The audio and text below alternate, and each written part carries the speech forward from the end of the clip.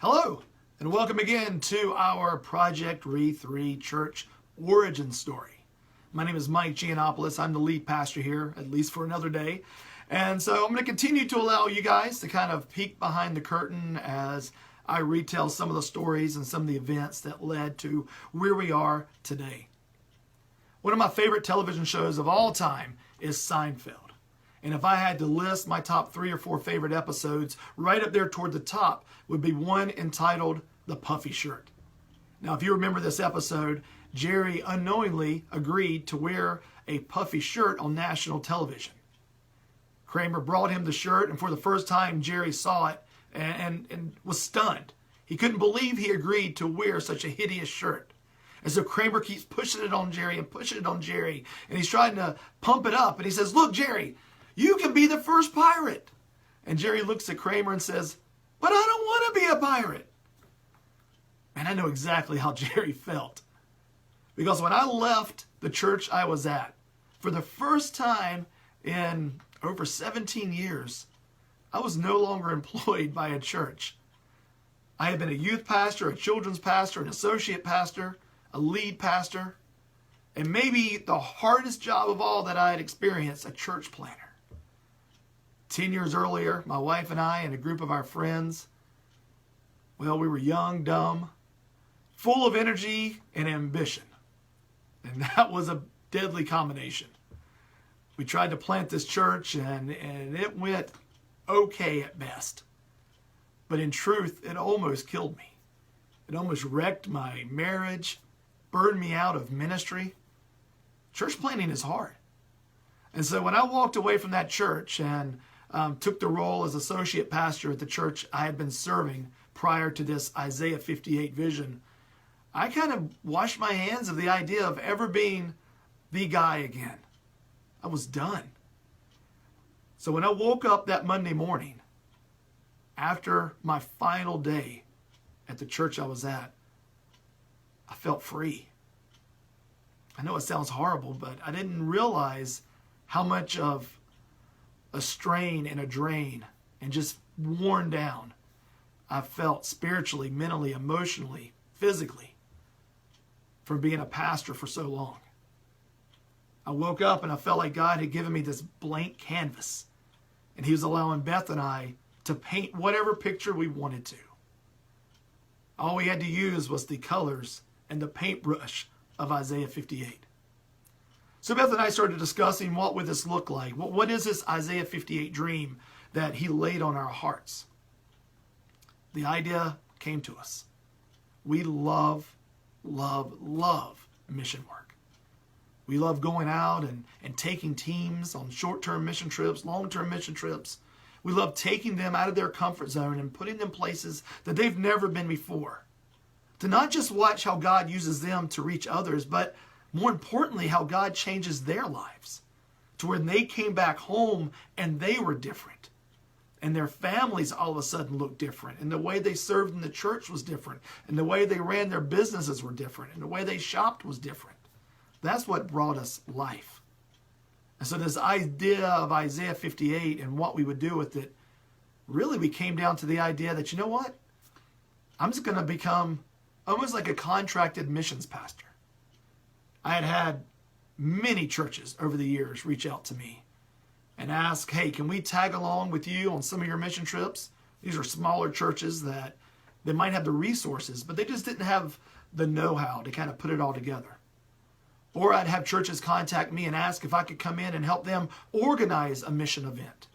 From working at a local soup kitchen to putting together a full-blown international mission trip. I love doing that. And so Beth and I thought, what better place to start Isaiah 58 than in these churches that had the desire, that had the resources, but just needed someone to help them put the pieces of the puzzle together. So that's what we were going to do. So I started contacting some of my friends that were at churches around the area, letting them know that I was no longer pastoring, that I was starting this mission organization, and I would love to come help their church if they needed any help putting together some mission programs. Over and over, I heard the same thing. "Mike, that sounds incredible. man, what y'all are doing, that is exactly what the church should be doing. We would love to have you come share with our church, but we don't go to that church anymore. So I said, all right, well, where do you go? I'll come to your new church. And more times than not, what I heard was, well, we don't go to church anymore. You see, these were leaders I was talking to. I was shocked that they were no longer involved in a church. But what they told me was they were just tired. Tired of politics, tired of red tape, tired of everything having to go through 50 different committees. People more worried about the color of the carpet inside the church than feeding the hungry outside of it. So these leaders just kind of said, you know what? We're done. We're out. I also had folks that knew I had left and were contacting me saying, hey, what are y'all doing now? We want to come help you. And I said, well, this is what we're going to do. But right now I haven't found any way to do it. And so over and over they'd say, hey, you know what? Well, let us know because we really, really want to help. Well, a friend of mine by the name of Tom contacted me. And he wanted to go out to lunch one day. So several weeks into my part sabbatical, part transition, Tom and I went out and ate lunch. And Tom was asking me, what are you doing? What's going on in the life of Mike and Beth Giannopoulos? Like, what's your ministry? What's happening? We're dying to know. And so I shared with him this idea, this dream of starting this mission organization. And but I was telling him I was running up against these roadblocks because I was finding people that wanted to help me, but I wasn't finding any churches that wanted to help. So Tom said, look, here's what you need to do. Why don't you have a meeting? Why don't you get these people together that are showing some interest, and that way you can kind of share your dream and vision with all of them, and they're all on the same page. I said, all right, Tom, that sounds like a good idea. So I emailed everyone that I'd been in touch with and just said, hey, look, this Sunday morning, if you want, come on over to my house, bring a breakfast dish. We'll sit around my dining room table. We'll share breakfast together, and I'll share with you this Isaiah 58 dream and what God has laid on my heart for this mission organization. I sent it out to everyone, not knowing who would show up, expecting, 12 or 15 people to show up that day. Well, Sunday morning came, and people started to show up. And they kept showing up, and they kept showing up. And when it was all said and done, we had over 60 people in my house. Yes, 60. We didn't have enough room in my house, obviously, to house everybody. We had food all over the place. Dining room, kitchen, living room. We had to go outside to my neighbor's driveway. And everyone just sat there, and I just kind of shared with them my vision.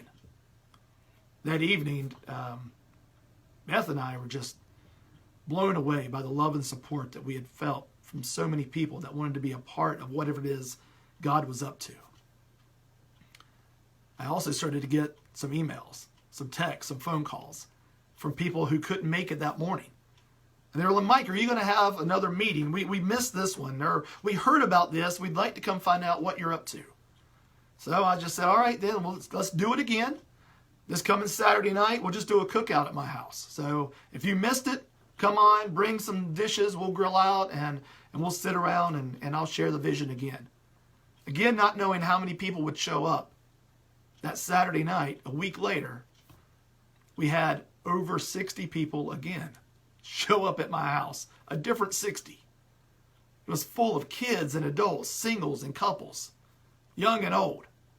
And they were all wanting something new, something fresh, something missional. Tom called me on that Sunday to find out how the Saturday night cookout went, and I told him. He said, Mike, we got to have lunch again. So that Monday we had lunch again, and Tom and I were talking, and Tom's eyes were, I was telling him about these conversations I was having and the people that wanted to be a part of this Isaiah 58 thing. And Tom just got excited. He's like, oh, Mike, we've got to let's just get everybody together. Let's just have a worship service. Let's just get everybody together. Everybody was over at your house Sunday morning and Saturday night. Let's just invite them to all get together and let's just do a worship service. And I looked at Tom and I said, Tom, I know where you're going. I am not planting another church. And Tom said, no, you're not planting a church. No, we're just getting together for a worship service.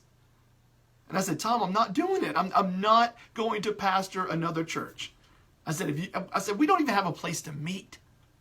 Well, Tom, as fate would have it, had a place for us to meet. He was executive director at a very large retirement community, not too far from the town where we live in now. Tom said, look, I have a multi-purpose room. I have a stage. I have lights. I have chairs. Let's get some of the folks that can play some music. Let's get together a band and let's just have a worship service together. I said, that's fine, Tom. We'll do that. But I'm not planting another church. I've thought about that conversation a lot since that day way back in 2013. And the verse that always comes to mind is found in the book of Proverbs, chapter 16, verse 9. It says, in his heart, a man plans his course, but the Lord determines his steps. In other versions, New Living or the Message, it says we can make our plans, but God really determines what's going on. I wasn't sure what Isaiah 58 was going to be. The words Project Re3 were not even really there yet. But I knew it was going to be something missional. I sure didn't think it was going to be a church. And I tried my hardest for it not to become a church. But we met for worship November 10th, 2013 at this retirement community. 100 or so people showed up. Kids, youth, young, old, singles, couples, families, retirees. They all showed up. And I told them something that day. I said, as long as you guys want to, we'll continue to meet for worship. But I'm going to try my hardest to run you off. Because I didn't want someone just coming that was just emotionally attached to me or my family. I didn't want someone just coming because it was the next new thing.